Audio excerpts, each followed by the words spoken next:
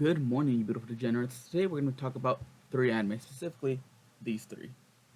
One's called Scumwish, My Senpai's Annoying, and Love and Lies. I thought it was going to be down bad, wholesome, but it kind of went down bad slash coming of age, life lesson type scenario, and still wholesome. These are my ratings for each one. For Scumwish, I believe I gave it an 8. For My Simpsons Annoying, I believe I gave it a 9. And Love and Lies, I believe I gave it an 8. But whatever I actually put, I'll put in over the image itself. And so I'm going to give a brief description of each one, and I recommend to watch all three. I believe that if you're stuck watching one specific genre of anime, give other genres of anime a try as well. Because if you stick to just one genre of anime, you don't get to experience anime as a whole.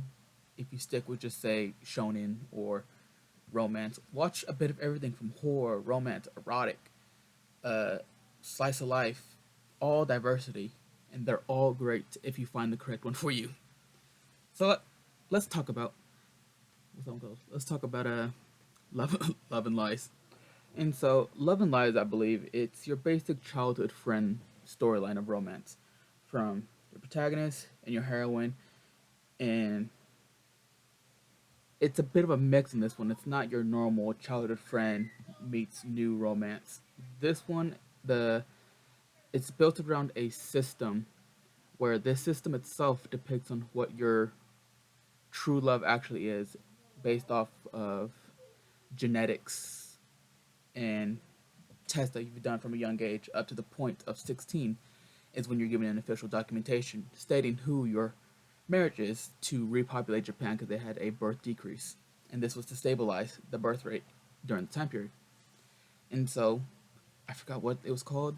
The name of the machine that's used, I'll put here. But it's called a theory of the string of fate, where you're bound to someone by destiny, genetics, of some sort. But obviously, you have a childhood friend that he fell in love with. And the machine doesn't allow you to fall in love with anyone. And so now he's with the two choices. One he picked for marriage, well, the one he himself decides for marriage, and the one the machine decides for marriage. And now he's on a conflict between both of them. There's also a not a relationship build, but more of a plot twist that occurs in the anime. You can catch it very early on if you pay attention to the way the character moves, but if not, it gets shown later on in the episode anyways. But you have to watch the anime if you want to see what that is specifically, and that is Love and Lies. So now let's talk about Scum's Wish. Now, Scumwish has a lot of shit that goes on between these people and these people and these people and these people and these people and all these fucking people. Um, so the basic concept of it, there's one person who loves another, one person who loves another.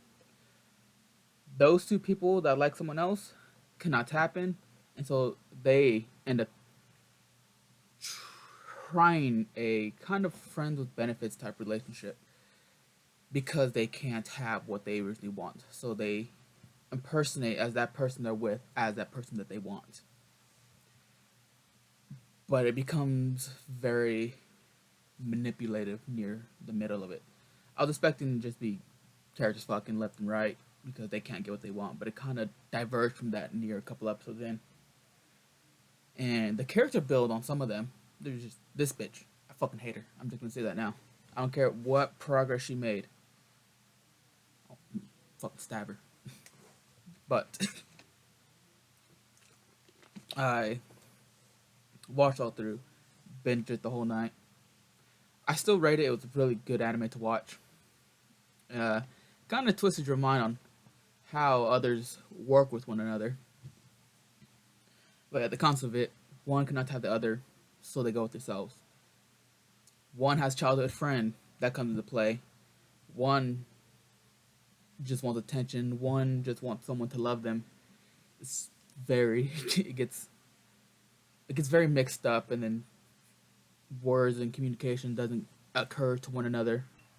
But one always tries to up the other within the situations, and so she started seeking the attention as the other one was trying to do as well, and she herself started becoming manipulative and started using her own friends and strangers for her own self relief of stress or whatever she was going on during that time.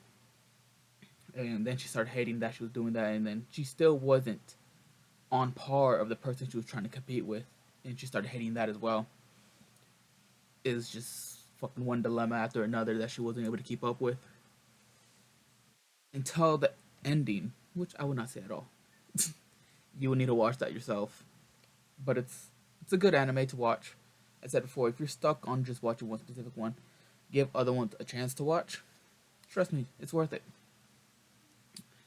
But that's about a slight overview without giving away too much of what it's about, which gives a gist on what it is like. So now let's talk about My Senpai is Annoying. Now there's My Senpai is Annoying. It is a heartfelt, funny, slightly romantic anime, which revolves around these two characters mostly. There are these two as well, but mainly revolved around these two. But it is a great anime that I recommend watching. It starts off as, how should I say, not a romantic build. It just starts off mainly as a comedy with the main, what should be, protagonist or heroine? I'll say she should be more of the protagonist, and the male will be more of the heroine within this anime. And then as her senpai helps her more out throughout the storyline, she more slowly acknowledges that she has feelings for him. A little bit. Not a lot. Very, very, like, fucking little bit. But with other two characters, it progresses a lot more. But you will have to watch the anime to see that one. So let's talk about these two for now. They help each other out a lot, and he more feels the obligation needing to help his kohai. Kohai meaning someone that is below you in rank, while senpai is someone who is a higher rank or of higher authority than who would someone be considered a kohai. And so he just feels the obligation of trying to help someone who would be needing the help or the newbie in the company. And so every little thing that he does is to help her out, and she slowly just picks up on it and just asks why and just continues on building that trust and friendship with them. Until near the end, she slightly gets more of the emotional tie with him. But nothing much progressed in the story between those two. But to figure out much more that happens with them, you have to watch My Senpai is Annoying. So, I have watched over 275 animes. I won't probably, unless they make a new season about them, which some of them they have, some they probably never will. I probably won't talk about those. So anything that's new or animes that I'm currently watching will be the ones I talk about. If there's any specific anime that you would want me to watch, that could be probably binged in a day or a week, I'll watch it. So I'm not that great at giving explanations because every time I talk from all my videos from to this point have not been scripted. I just say whatever's on top of my mind. Not on my mind, but whatever comes into thought first. So actually I should probably do when I do anime recommendations, I should probably do scripted because it'll probably be a more better flow. But nonetheless, if you have any recommendations, let me know. Like, subscribe, comment, share maybe. And like always, stay cultured and have fun. I'll see you in the next video.